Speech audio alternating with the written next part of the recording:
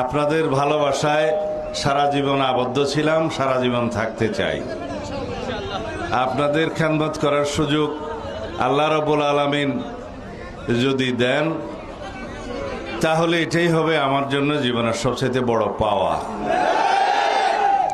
জীবনের শেষ মুহূর্ত পর্যন্ত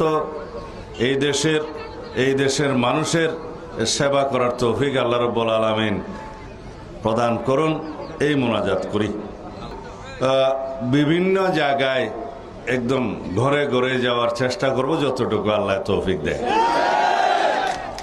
তার আগে আমার একটা অনুরোধ, আপনারা সবাইকে আমাদের পক্ষ থেকে, দানের শীষের পক্ষ থেকে, দেশনেত্রী বেগম খালেদা জিয়ার পক্ষ থেকে, আমাদের নেতা জনাব তারেক রহমানের পক্ষ থেকে একটি সালাম পৌঁছে দিবেন ঘরে ঘরে।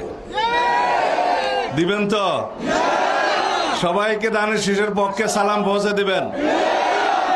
আমার নেত্রী দেশনেত্রী বেগম খালেদা জিয়ার সুস্থতার জন্য সবাইকে দোয়া করতে বলবেন।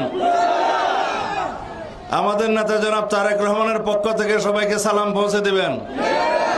2 নম্বর, আমাদের জন্য সবাইকে দোয়া করতে বলবেন। আমরা সবার দোয়া প্রার্থনা করছি।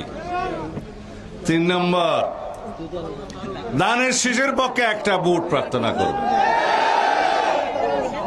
করবেন? 2 হাত তুলে ইনশাআল্লাহ।